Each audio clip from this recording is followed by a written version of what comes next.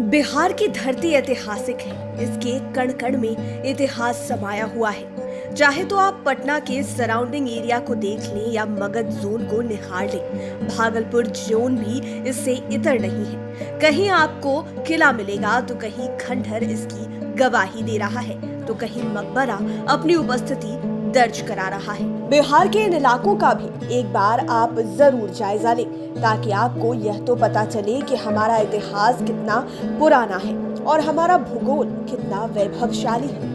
ऐसे में 5 PM के 5 का तड़का में हम आपको बिहार के उन टॉप 5 हिस्टोरिकल प्लेसेस के बारे में बताएंगे जो हमें आज भी गौरवान्वित करता है और यह धीरे धीरे टूरिस्ट प्लेस बनता जा रहा है।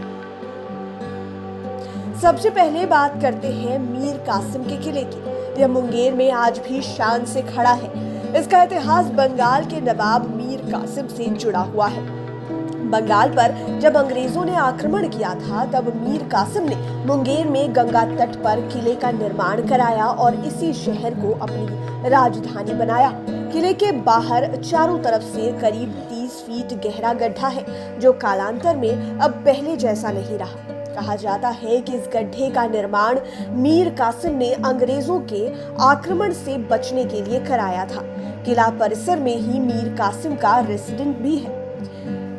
मीर कासिम ने किला परिसर में ही सुरंग का निर्माण भी कराया। इस सुरंग का एक छोर गंगा घाट पर निकलता है, जिसमें नवाब मीर कासिम की बेगम और अन्य महिलाएं गंगा घाट तक पहुंचती थी। वहीं सुरंग का दूसरा छोर पीर नफा पहाड़ की ओर निकलता था, लेकिन सुरंग अब मिट्टी से भर गया है। किला में 3 द्वार हैं, मुख्य द्वार, उत्तरी और दक्षिणी द्वार।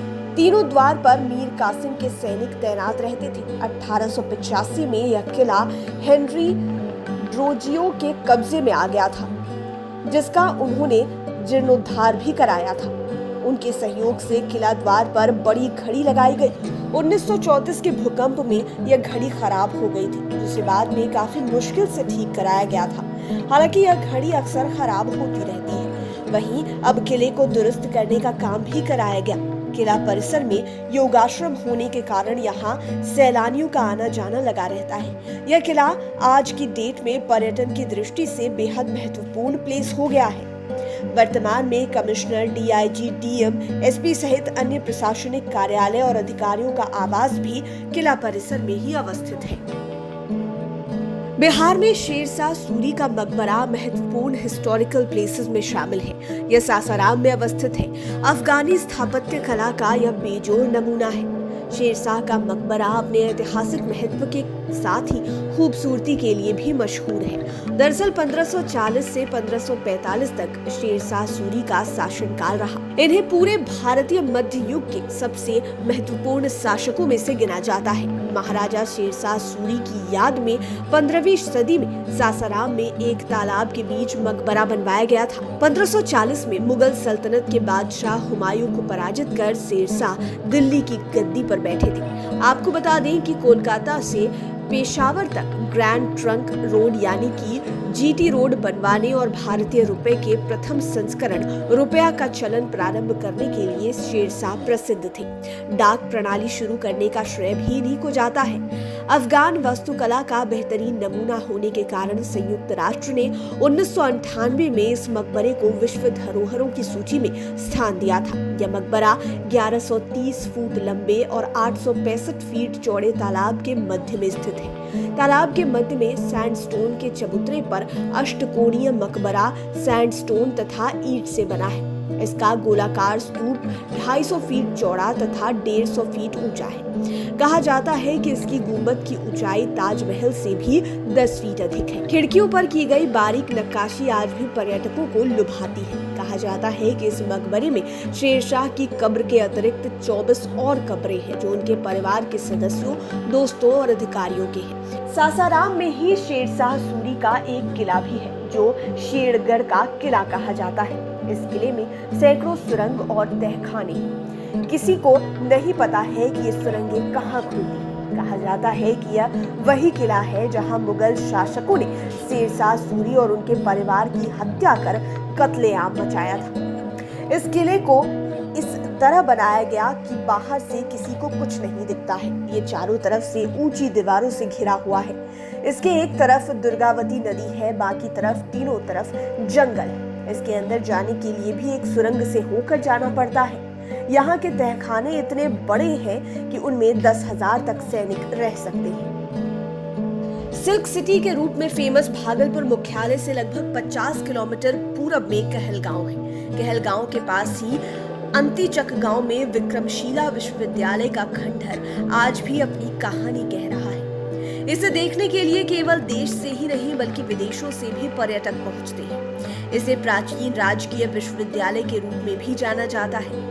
हालांकि 7वीं शताब्दी में भारत भ्रमण पर आए मशहूर चीनी यात्री हुएनसांग के यात्रा वृतांत में विक्रमशिला विश्वविद्यालय का जिक्र नहीं मिलता है। इससे पता चलता है कि उसके बाद इस विश्वविद्यालय की स्थापना की गई थी। कहा जाता है कि इस विश्वविद्यालय की स्थापना पाल वंश के राजा धर्मपाल ने 8वीं सदी के अंतिम वर्षों या 9वीं सदी की शुरुआत में की थी।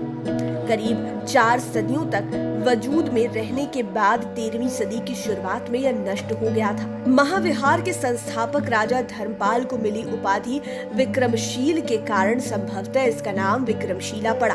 100 एकड़ से ज्यादा भूभाग पर स्थित इस विश्वविद्यालय की खुदाई की शुरुआत 60 के दशक में पटना विश्वविद्यालय द्वारा करवाई गई थी। इसे 1978 से 1982 के बीच भारतीय पुरातत्व सर्वेक्षण ने पूरा किया। उस समय विक्रमशिला विश्वविद्यालय में अध्यात्म, दर्शन, व्याकरण, तत्व ज्ञान, तर्कशास्त्र के अलावा तंत्र विद्या की पढ़ाई होती थी। यहाँ पढ़ने आने वाले हर किसी को विश्वविद्यालय के द्वार पर ही कठिन प्रवेश परीक्षा से गुजरना पड़ता था। यहाँ एक साथ करीब 1000 स्टूडेंट्स के पढ़ने की व्यवस्था थी। आज यह खंडहर पर्यटकों के लिए टूरिस्ट प्लेस बन गया है।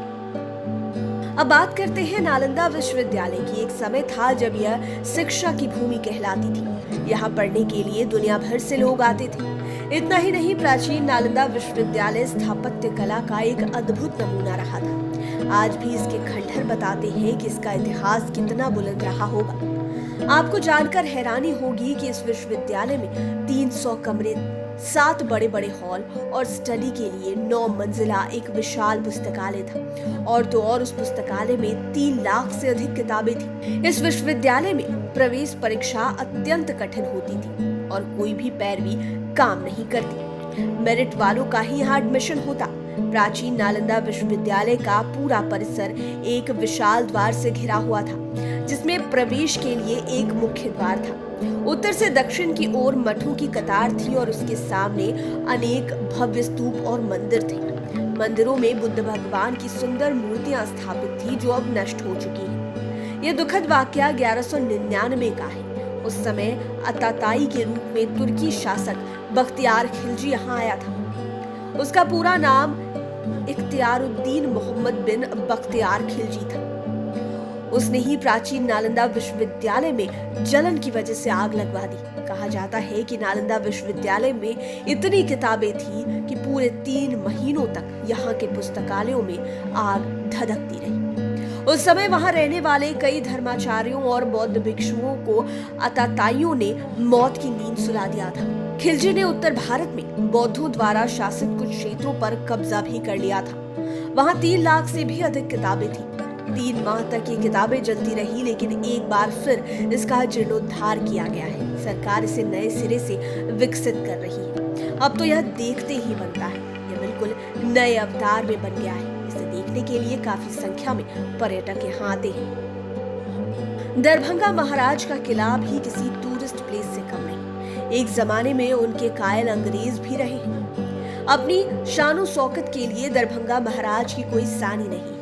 आज भले ही तेजस के रूप में अपने देश में प्राइवेट ट्रेनें शुरू हुई हैं, लेकिन दरभंगा महाराज उस जमाने में अपने आंगन में ट्रेन को चलवाया करते थे। दरभंगा के महाराज कामेश्वर सिंह अंग्रेजी शासन काल में भी काफी लोकप्रिय थे। इसकी वजह से उन्हें ब्रिटिश हुकूमत की ओर से महाराजाधिराज की उपाधि दी गई थी। तभी तो महाराजा को महाराजाधिराज कामेश्वर सिंह कहने की परंपरा शुरू हुई थी। इस राजकुल के वे 20वें महाराज थे। बताया जाता है कि जब अपने देश में आजादी के लिए अंग्रेजों से लड़ाई हो रही थी, उस दौरान सुरक्षा को लेकर महाराजा ने 85 एकड़ जमीन पर आलीशान और मजबूत किले का निर्माण कराया था। इस किले के निर्माण की जिम्मेदारी ब्रिटिश ठेकेदार बैग कैगटीम को दिया गया था। उस जमाने में इसकी सुंदर दिल्ली के लाल किले से किसी भी मायने में कम नहीं थी। 90 फीट ऊंचे इस लाल किले का निर्माण 1934 के भूकंप के बाद शुरू हुआ था, जो सालों तक चलता रहा। किले के तीनों तरफ लगभग 90 फीट ऊंची दीवार बनाई गई थी। किले के पश्चिम इलाके में यह दीवार नहीं बन सकी क्योंकि तब पश्चिम इलाके में रहने वाले कुछ लोगों ने ऊंची दीवार के कारण धूप की रोशनी घरों में नहीं आने की शिकायत की थी। मामला कोर्ट चला गया था। लोगों के आरोप को कोर्ट ने गंभीरता से लिया। कोर्ट ने पश्चिम में ऊंची दीवार बनाने पर रोक लगा दी। जानकार तो यह भी बताते हैं कि दिल्ली के लाल किला से यह कई फीट ऊंची थी। हालांकि देखरेख के अभाव में इसकी पहचान सिमटती जा रही है। कहीं न कहीं यह बिल्कुल खंडहर का रूप लेता जा रहा है। लोगों का कहना है कि किले का समय समय पर मरम्मत का काम किया जाता तो पर्यटन के हिसाब से दरभंगा में विकास के नए रास्ते खुलते, लेकिन सरकार की नजरअंदाजी और इसके प्रचार की कमी के कारण दरभंगा का लाल किला